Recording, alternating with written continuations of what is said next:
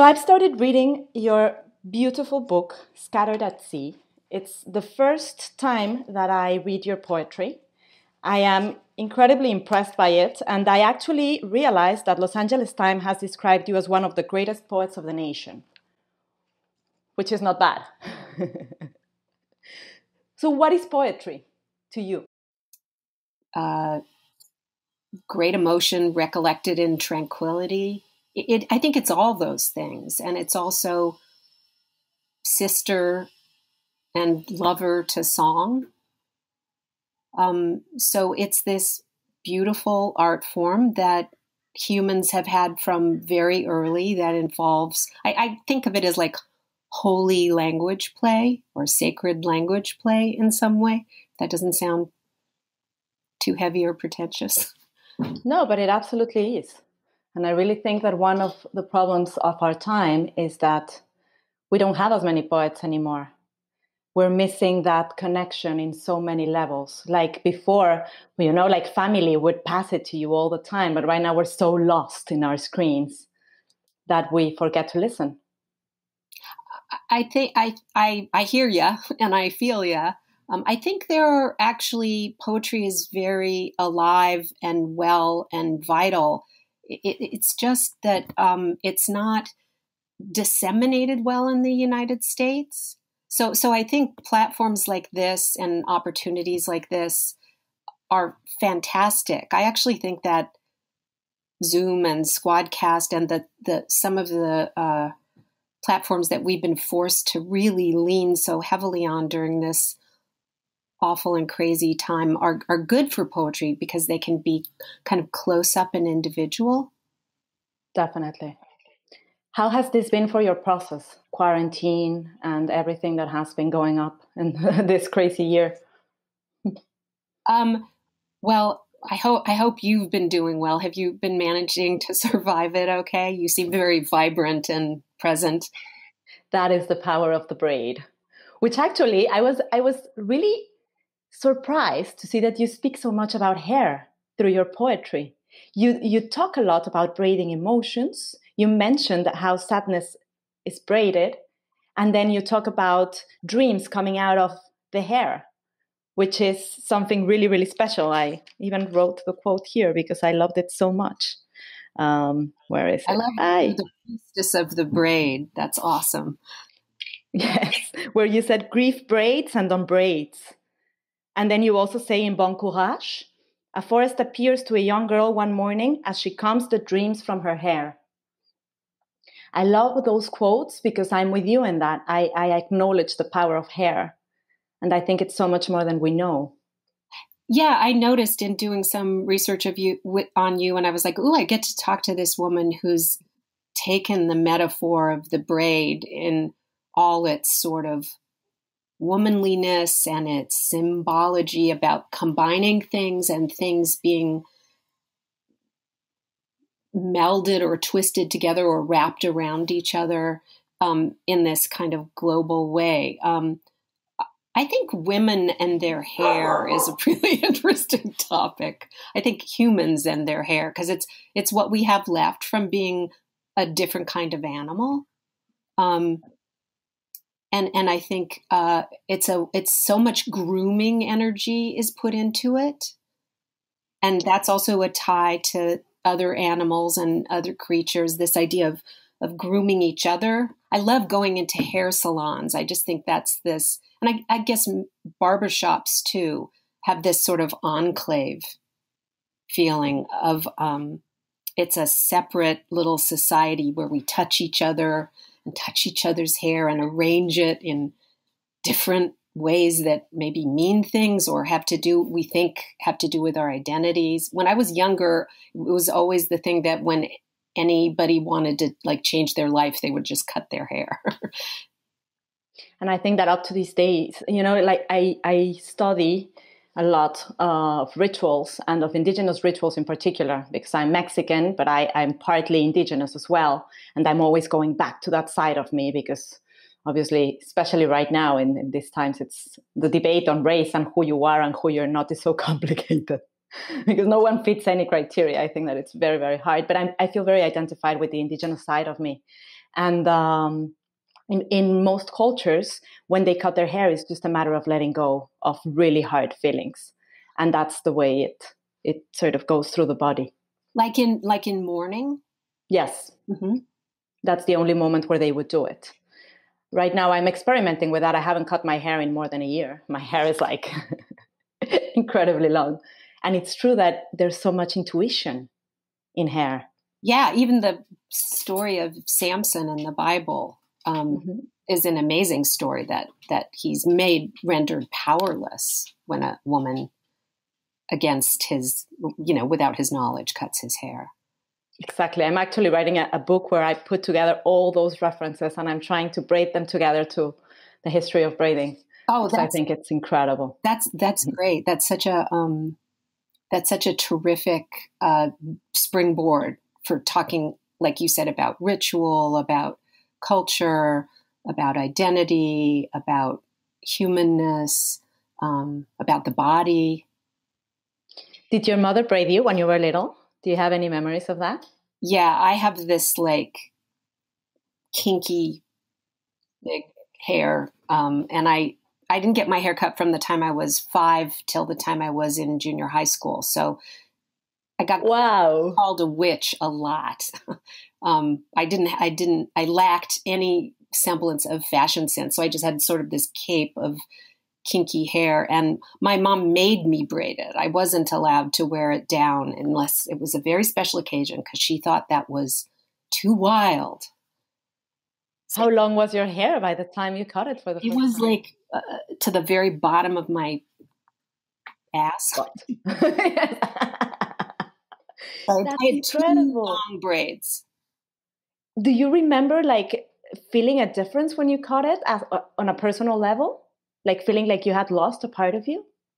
Well, actually, yeah, because I cut it when I was in junior high totally because I wanted to fit in. And I had no idea how to fit in. And it was just like this broad, insane stroke that I just did in desperation. I just went in and said, cut it all off. And the woman was like, really? And she just gave me this really short haircut. And for months, when I'd put on a coat, I would go like this to lift my hair out of the neck of the coat, but it would be a ghost. It would not be there. So it was symbolic, but it was also real in terms of my like flailing attempt to become something that I thought the world wanted me to be in order to accept me. It didn't exactly work that well. It worked a little. Have you ever felt like you fit in anywhere? I haven't. What an amazing thing to say. A beautiful woman who's so smart like you to feel that you have never fit in. I guess the times when I feel like I fit in are when I sort of found weirdo artists and writers who that's the thing about art. Accept me. Yeah, that was the place where I felt like, oh, I can be strange, I can be problematic, I can be shy and fierce at the same time and not be able to resolve that. And I can be that in art and with other people who had the same interests. Absolutely. And I see there is like this sort of nostalgia that you go often to through your writing when it comes to prehistoric times.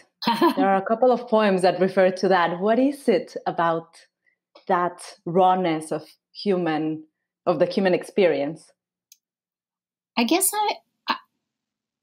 I don't exactly know. I think cave paintings are really, really beautiful and moving, like shockingly so. And I can't exactly figure out why. But I think, I'm not the only person that thinks this, obviously. I guess I feel partly like I am a cave person. I feel like I'm back there. I'm not this completely civilized thing that I'm supposed to pretend to be. And so I want to have a dialogue with that, or I want to get in touch with that and understand myself and others because I don't think that's a bad thing. No, I think we're more uncivilized than we've ever been. You know, exactly. I couldn't have gone there, but that's yeah. So I'm like, well, why not be honest and really try and understand what we come from and what we have been, and what our best potentials are, because like you said, unfortunately, I don't think we're all enacting them right now. And we have more technology, but no, I agree. And it's for me, it's the saddest, because I think when we lost connection with the planet, when we lost connection with Mother Nature, it was like we were gone. Empathy was gone, you know, so many things. And there's obviously a sense of, we're not dominators, we're a small part of something that, you know, I don't want to be the cliche machine, but that needs to be respected and honored and not ravaged. Used. That's the thing. Yeah. I couldn't agree more. And I also see something that really called my attention, because one of my first poems when I was 7 years old was on being a boy, on what it would be like to be a boy. And then when I read your poem... Do you still have your poem from 7 years ago? I do. It says something, I mean, it's obviously in Spanish, but it says something about if I were, I'll send you a picture after. Oh, it was saying, if I were a boy, how mean I would be. And like, I was just describing like this, everything that I was looking at, because obviously Mexico is so a male dominated country that I had this conception of how I would be, like so tough instead of being so emotional. Yeah, so you were like at that early age grappling with the concept of macho and your relationship to it? Definitely. Wow. Yes. So I love to see you also reflect on that. And I wanted to ask you, is it like this understanding? I'm trying to find the quote because I had actually written it down. Yes. Is it a reference to androgyny when you talk about almost a man and the poem of wanting to be male? Where is this coming from? Yeah, everyone's their own universe. I always felt like I was both, and I didn't. I mean, I'm aware that I'm female, but I was also very male identified when I was younger. I've come to recognize that when I was growing up a million years ago, it was like I thought I had a choice between like cooking and washing dishes all the time or getting to go out in the world and do something. And for me, that broke down along gender lines. And so I was like, I'm definitely with the dudes here. I'm definitely doing that. You know, cooking's okay, but not my thing. Yeah.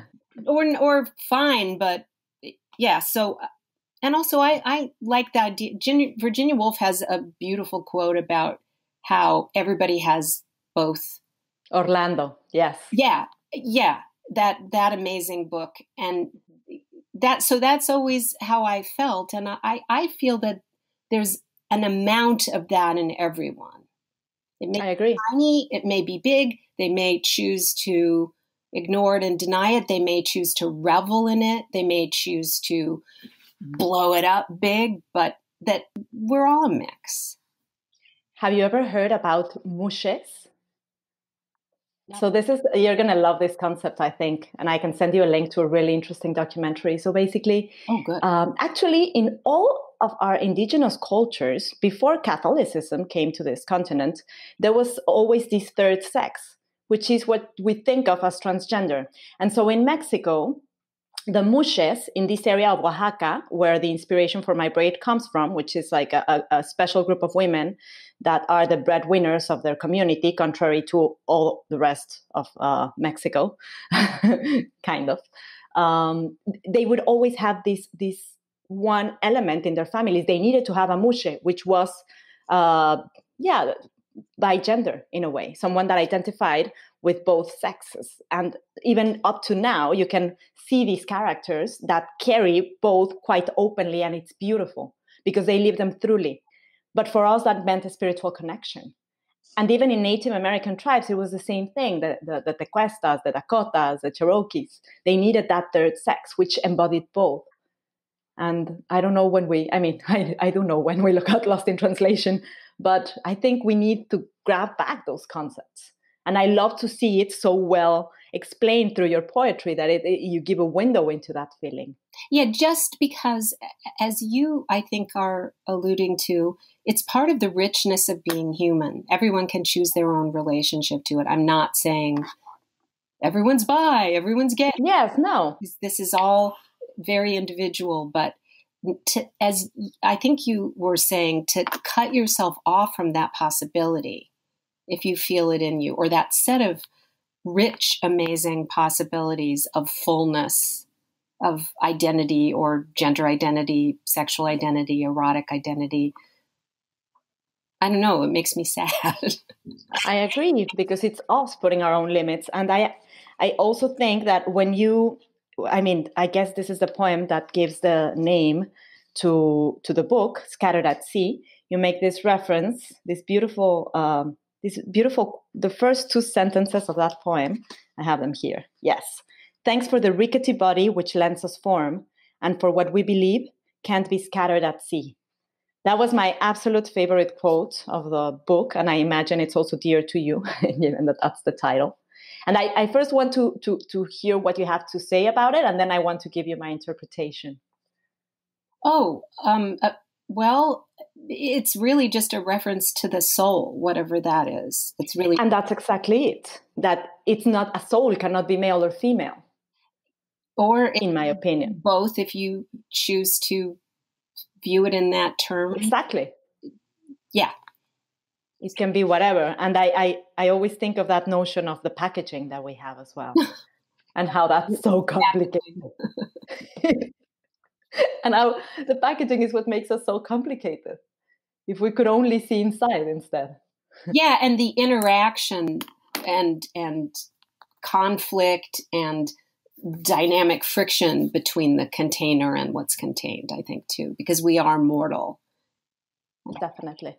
And you explore the notion of mortality in a very special way. I imagine that apart from what happened to your mother, which I imagine was some sort of Alzheimer. Exactly. She had this thing called vascular dementia, which is exactly the same as Alzheimer's in its symptoms, or at least in her case is what it was. And that's what I was told by her doctors. It just has a different cause.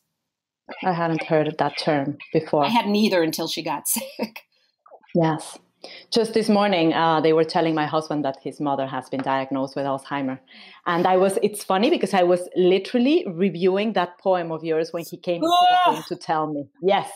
I was like, Sorry. Oh. Yes. We knew it already. Yeah.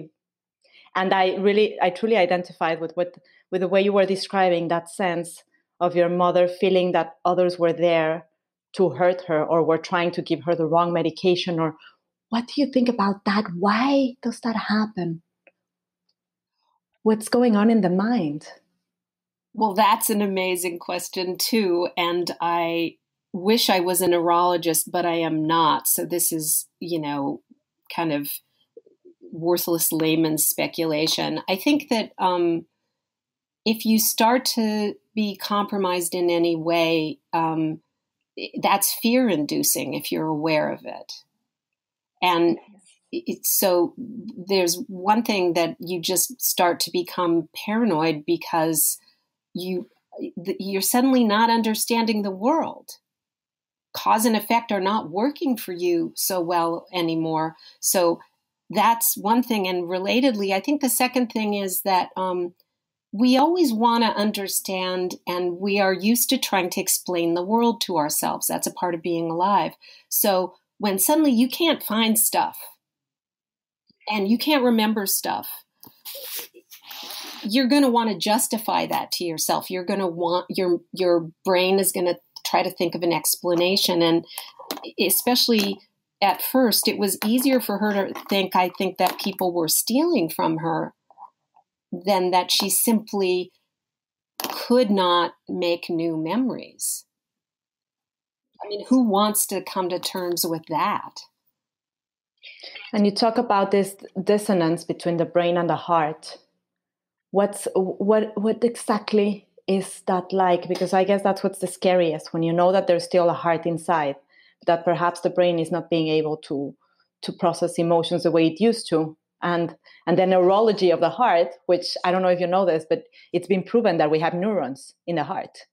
So they work differently. Fantastic. I didn't know that. The gut, the heart, and the brain, the three of them make those connections. That's why fear is always down here. So there's so much we still don't know. But there's so much, because that's ancient wisdom. Absolutely. You know, that's all those old metaphors and ideas about the heart. I was listening to Antonio Banderas was talking about this recent Almodovar movie where he basically plays Almodovar, and he has this big heart attack. And Antonio Banderas actually had this a while ago, and recovered. But he said that the nurses in the hospital told him, "You're going to be really emotional. You're going to cry really easily when things happen to the heart. I know it sounds like folklore, but you're going to experience this." And he was like, "Yeah, whatever." And then he said, "Oh my God, it's completely true." He said, How incredible. Yeah. So this only goes to testify to the veracity of what you just said. I think it's so incredible that so many of those things that, as you say, we see them as folklore. And yet, if we only paid more attention. Take another look, because exactly. fancy science sometimes comes all the way around and is like, oh, Chinese medicine, which everyone wanted to say, or any folk medicines or herbal medicines that have been with us for a really long time. Oh, and then they do studies and, this really works. Acupuncture is really the best treatment for some things. Absolutely. And sometimes the power of plants. Growing up, I had a nanny that came from a little town called Amecameca in Mexico. I didn't grow up with my mother, but I had my nanny. And when I was sick, she would give me these baths with special herbs. And it's all shamanism in a way. What she was bringing about was her knowledge of like deep shamanism, which has a bad rep and is sometimes associated as brujeria or like black magic, but it's not. It's just dealing with plants and understanding their benefits. It's almost as botany, but sometimes brought to a higher level with the metaphysical aspect of calling upon intuition and calling upon all these things. And it cured me. It works sometimes. It's not for nothing that people keep saying one of many reasons not to completely destroy the Amazon is that there are herbs and medicines, even if scientists discover them and then make synthetic versions, which is where a lot of our current, Western pharmaceuticals come from. They're based on plant models. Many of them didn't just come out of absolutely nowhere. And if we destroy that, we do it at the peril of our own health and future, not only because of the role they play. I talk like I know about these things in the ecosystem of the planet, but also because that's a pharmacopoeia in definitely rainforest. There's that very old idea that it's in Romeo and Juliet, where the priest who marries them and who tries to help them, sadly, ineffectively in the end. He said he's an herbalist, and that's how he puts Juliet into this fake sleep.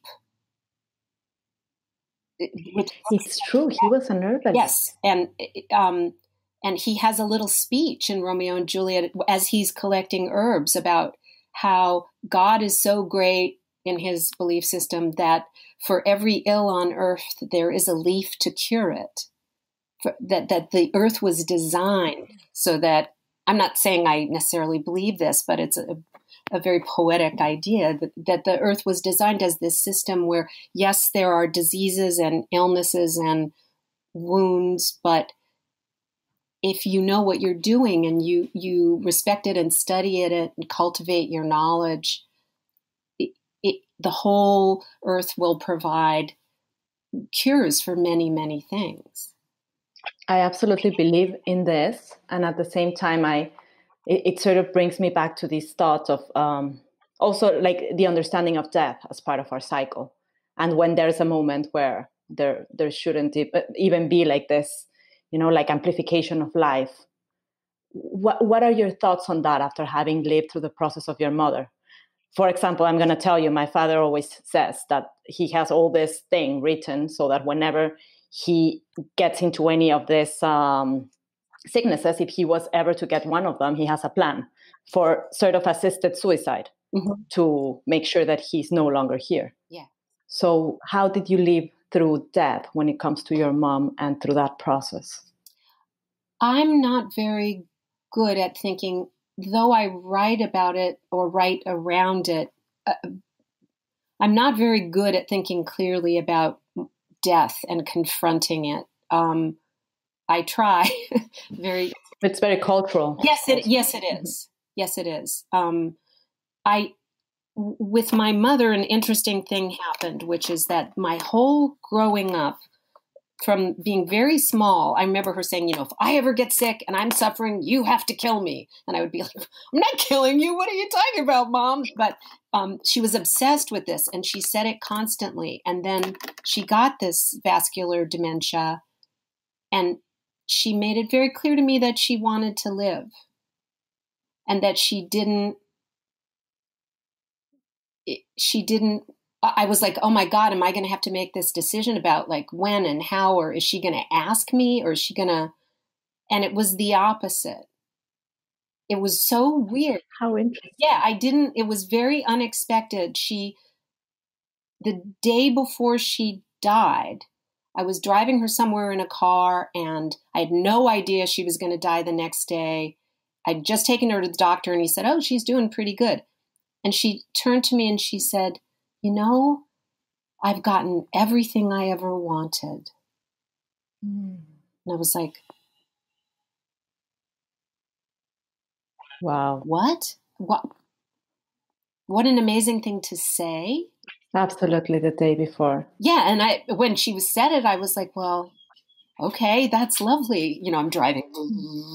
Yeah, and you're in your...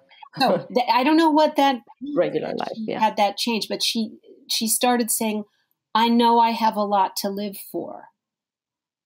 And I was like, okay, you're telling me this. I'm listening. And I'm glad because I actually didn't feel like would know how. I mean, if she had wanted me to get her out of this, I would have had to think about that and figure it out. But she changed her mind. Oh, there must be a vertigo associated to that too, of course. She didn't feel that the suffering was terrible and she wanted to stay. She wanted to stay. She had grandchildren and, so every case is, I guess, completely individual and full of unexpected things. I wish you and your husband and your family all the love and luck with this situation and your mother-in-law as well. Thank you. Yes, and she's far. She's in France, so that's the sad part. Yeah, my husband is French, so it's a long way. Oh, and traveling now is like you can't. Well, we can because of the nationality. He has a passport, and so it's fine. But still, it's just not definitely not ideal. But I thought because the United States is getting such a bad grade in terms of COVID control that maybe some countries are not allowing people here to go there. Yes. Yeah, with a test, you're able to go. Right. You need to have a 3-day test. Yeah. Oh, okay. You don't have to sit there for 2 weeks, like hiding. Oh, definitely. Then you have to hide for 2 weeks. That is part of the deal too. Under those circumstances, she can be visited. Yes. So we will probably spend some time with her soon, I hope. But then I also wanted to ask you, though, after this conversation that we've had on your mother, I read in another one of your interviews that you said she never wanted to read your poetry. No, she was totally, she, yeah, none of my family wanted to, I guess for various reasons, which when I was younger, really, am I allowed to say bad words? All of them. Really fucked with my head and I upset me. I'm sorry to say that I had that much ego investment or whatever. But when I was right after I got out of college, I published a little chapbook and I dedicated it to my parents, and I proudly showed them this little thin book with staples in it. My mother, I think, read some of the poems. My father said, "Oh, I don't need to read past this page." And it was the dedication to my parents. And I was like, okay, well, at least you saw that I made that gesture. Dedicated it to you. Yeah. And my mother, I think, read some of the poems because she I said, well, what'd you think of the book? And she said, she started crying and she said, I didn't know you were so unhappy. And I was like, oy. Oh. Okay. So after that, she didn't want to. And I thought, eventually, I mostly have, come to feel that it gave me and a kind of freedom. I didn't have to worry. I care and cared, but I didn't have to be paralyzed. Some young writers I talk to are very nervous about publishing things that they feel, even though they wrote them in a loving spirit or a spirit of speaking their truth, that their families or people they know might take exception or be hurt or say, that's not my reality, all of which happened. So I didn't have that problem because nobody in my family read what I read. I'm sure they did, though. I really didn't. No. Also, you know this. A lot of people in this culture, poetry isn't a thing they have a big connection to. They might listen to songs all day long. Mm-hmm. But a lot of people don't read poetry and think of it as this dusty, arcane, opaque thing that they're either not going to understand or is going to seem like a greeting card. I don't know. Yeah, the thing is that we were too much into, like, really, we don't understand how to read in between the lines, I think. And poetry is like a painting. You just interpret it according to your own reality. It's not like a set story. Like, I connected with the poems that speak to my reality, like everyone probably does. And my idea of them might be totally different to the reason why you wrote them. And that's the magic. But people don't like that instability or that abstraction. But that's confusing to me because isn't that all art? I agree. A film, a TV show, a painting. But film and TV, I think, yes, there is an interpretation, but the message is clear. You know who's good, you know who's bad, like it's, the characters are very well set up, the way I wish they were in life, where you could just say, that's a bad person. And it's not like all these gray hues in between. A lot of decisions would be a lot easier. Yeah, oof, I know. And then I'm also very intrigued by your inner little child. And there's this moment, the poem is called Disclaimer, and you say, the melted childhood dreams and beliefs. Which dreams of yours have melted? Wow. I keep saying amazing question, but they are amazing questions. Well, one belief that's melted is that I don't think there's such a thing as adults.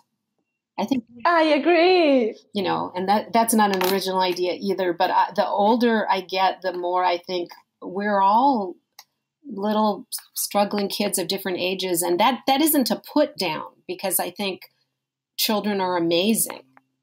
But we have so I think people are, this idea of adults is kind of false. I mean, yes, you get a credit card, you get a bank account, you may have children yourself, etc. But there's always a part of, maybe it's even related to what we were speaking about before, about recognizing the child in ourselves, recognizing the animal in ourselves, recognizing the androgyny in ourselves, and recognizing that there are parts of us that are formed very early and never grow up. There are things about myself, for example, that I wish I could grow out of. And then there are things that I'm glad I've been able to retain.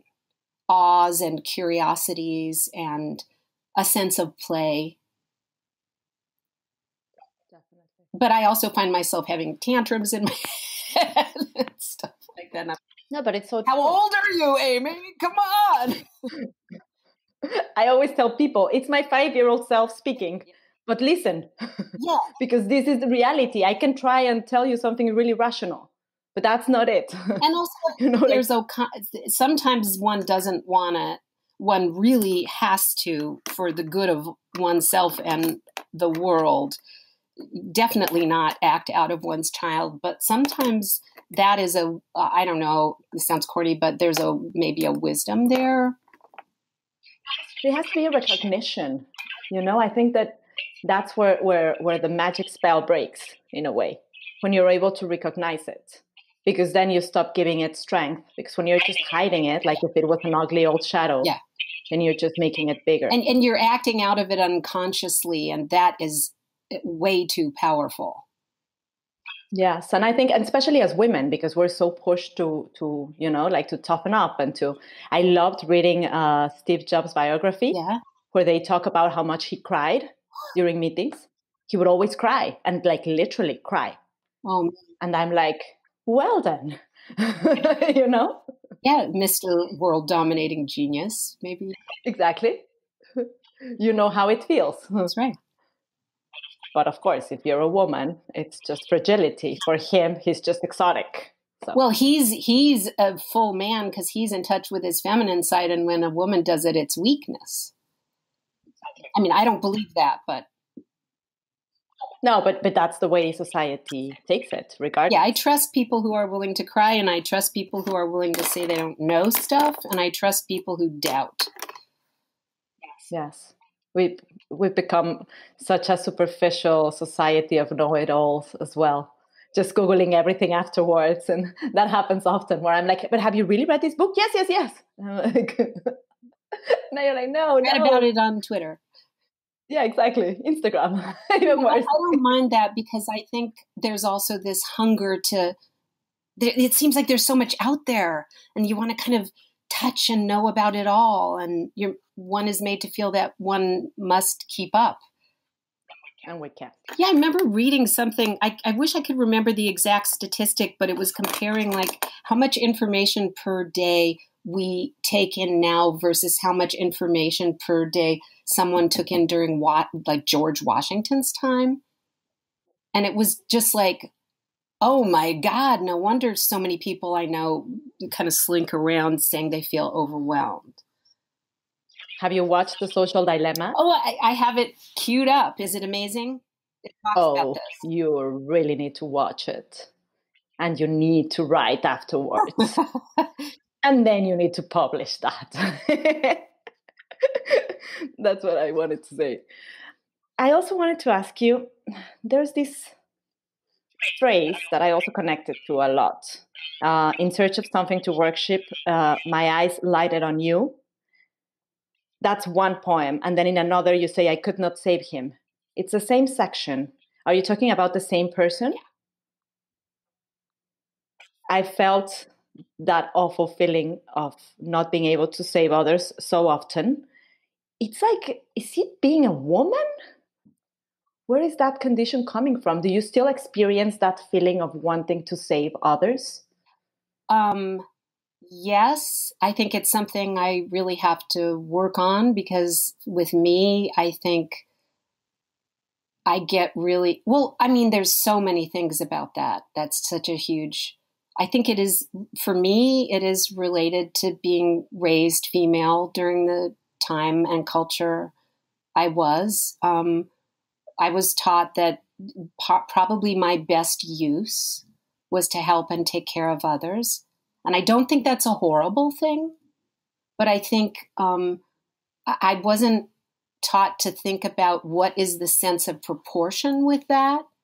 And also, you can't usually save other people. At one time I wanted to go into psychology. That's what my undergraduate degree is in. And they actually talked about what are called rescue fantasies, where you think, you can save other people and you can get yourself into a lot of trouble and you can screw them up worse. And Mm-hmm. I don't know if that has anything to do with being an enabler, to use that term. Mm-hmm. But these are things I think about, and I think are sort of temperament and personality defects that I have. But so I want to kind of look at them. And I also have made the mistake in my life of carrying that kind of feeling into love relationships, like romantic Mm-hmm. or sexual relationships, and thinking I could, I mean, it's absurd, but that my love could save someone. And From themselves. yeah, Mm-hmm. yeah. And so that's a very suspect place to love someone from, because it means you want to change them, for one thing. And it's also, you've decided they need saving. What do they have to say about it? They might be just fine. Yeah. Or they might hate you for it, or or they might take you down with them, or lots of things can happen. Definitely. So what was your main objective with this book? What does Scattered at Sea mean to you? I mean, sometimes when I write a book of poems, it is not particularly thematic. This one was a little bit more because I mean, my mother was ill, and I'd much earlier lost a younger brother, and I'm sorry for yeah.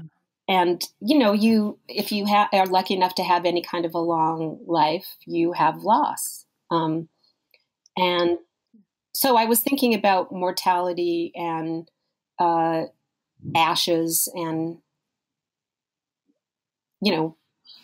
how long we live, and and I was also thinking about scattering, about my mother's sort of scattered thoughts, and scattering my brother's ashes, and feeling scattered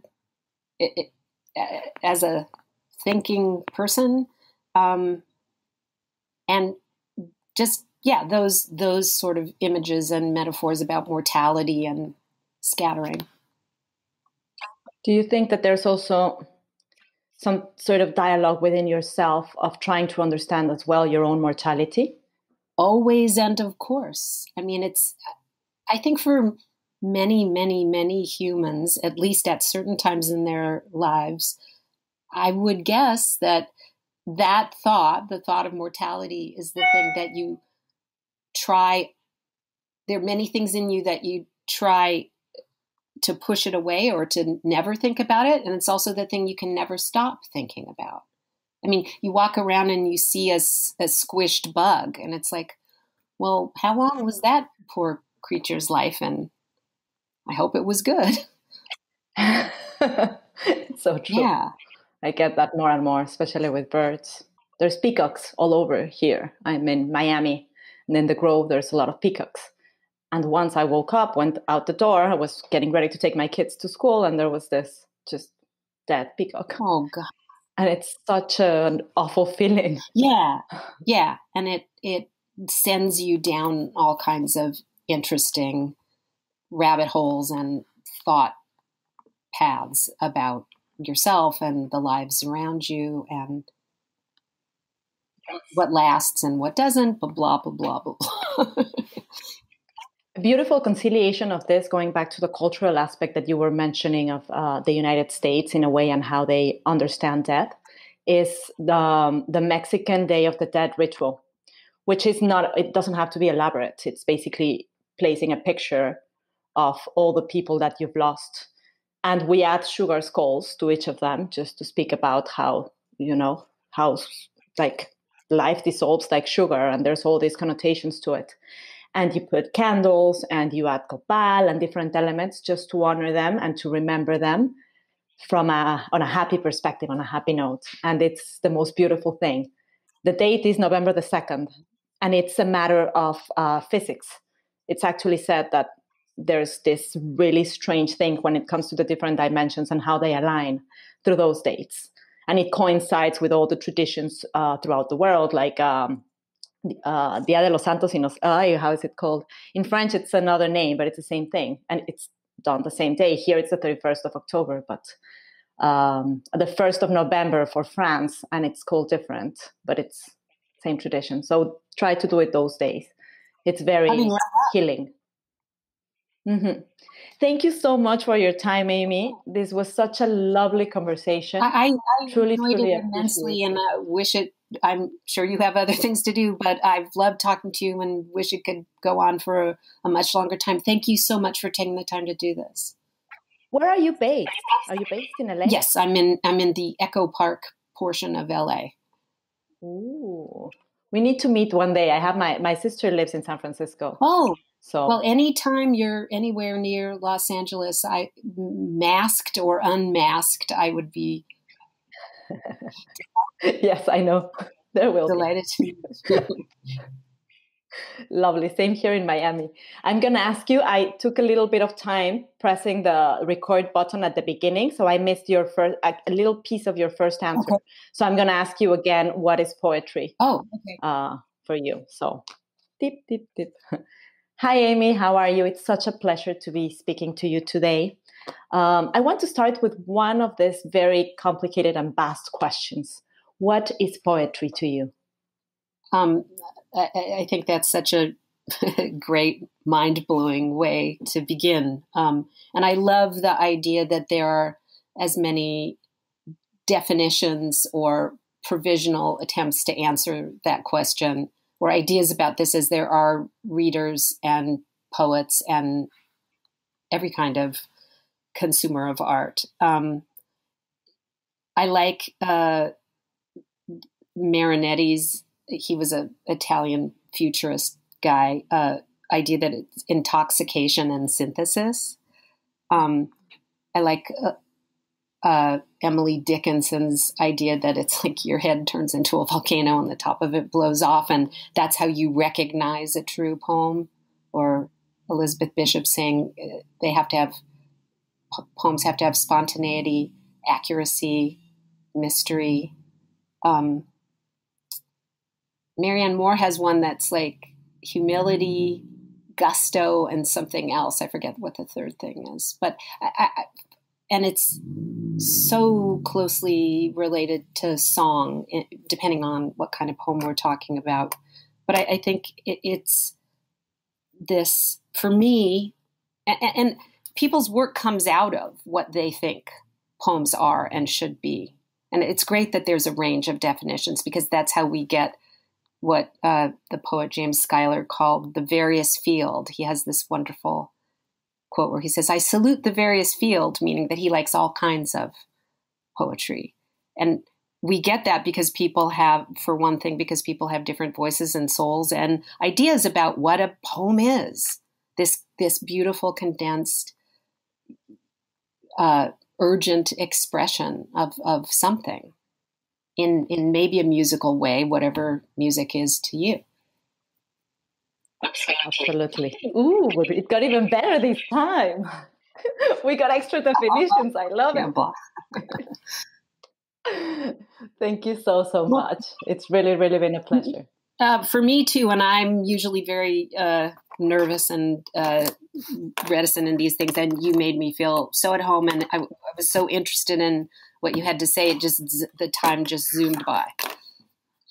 Thank you. Same here. I'll send you some of. How do you read Latin American poets? Yes, my Spanish is minimal, but I love to see on FOSS editions of things because I have enough Spanish that I can read some of the words and go, oh, they changed the syntax here. Or, so, Spanish, I do need the English because my vocabulary is like this big and my verbs are like, but English or English and Spanish, I would love to, and I would love to, if you have it, I would love to read also the 7-year-old. Like if I was a boy, I'm going to do this and be mean and punch you. And I was very mean if I was a boy. I'll send you the picture because it even has like my 7-year-old self. Oh, nice. Bad handwriting. I hope you will send me an announcement when the book about sort of the poetics of braiding. It's tough writing a book, huh? Yes, I've written like bits and pieces, but braiding it together is taking me a long time. Yeah, but you can talk about that in the book. About that makes it easier. Well, it's so relevant. The process of braiding it together and what you're going through with that. I mean, not endlessly, right? But I think also, it is really hard to write a book, I think, but the hardness of it probably means you're on the right track. I hope so. And it's also not my first language. And I do want to write it in English for a strange reason. I write poetry in Spanish, but this book, I want to write it in English. And it just doesn't come out in Spanish, which is really weird. But just going for English. Well, you're braiding the languages then. Which is which is really like what drives me in a way when I do, my social media, I do it in English and Spanish exactly for that reason. Because I think, there's like this very stereotyped idea of what a Mexican is or isn't. Mm-hmm. And that needs to change because so many of us don't find ourselves there. And ever since I'm in the US, I'm suddenly a Latina. I was a Mexican until I moved here. So it's like just this weird thing of, okay, so I'm not white. I'm not indigenous. I'm not anything. I'm Latina, but this Latina race is Latina. So it's like trying to conciliate all these terms and braid myself into whatever this definition of self can be with all these constrictions. That's a great line. I was Mexican until I moved here. You're right. I should keep that. No, it's good. I mean, you go on from there because it's like, yeah, it's a good start even for the chapter on the stereotypes. Yeah, I mean, if I read that line, I want to keep reading. You want to read more? Yes. The first line of my book is actually what I was telling you about the heart. Oh, that's great. Because I'm talking about the braid being a portal into the heart. Uh-huh. So how it's all connected straight to your mind. It's also like a backbone. Yes, true. I mean, it's like a lot of things. That's why it's such a rich image. Absolutely. Yeah. Thank you, Amy. Thank you. And talk to you soon. I'm going to start reading your other books. Which one should I start with? I have one coming out in April. So if you send me poems and you send me your actual mailing address, I'll mail you one when it comes out. Signed copy. Yes. And, the one before Scattered at Sea is called Dearest Creature. That has a lot of animals and stuff in it. I like that. It seems like you always add all this animal elements. I love that. Yeah. Nature, crazy. And you have bats. You wouldn't at this point if you had written that this year. I'm not holding COVID against bats. Yeah, it's huge. No, I mean we're eating these animals and we're going into their caves and they don't want to, they weren't like, hey, we're going to really fuck with humanity.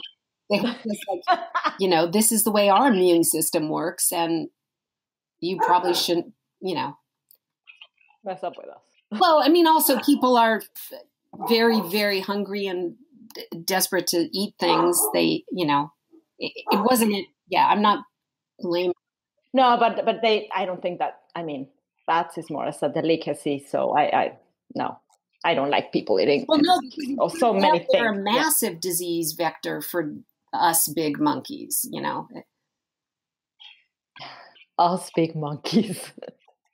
I'm gonna use that someday. Pal. Thank you. I'll take it.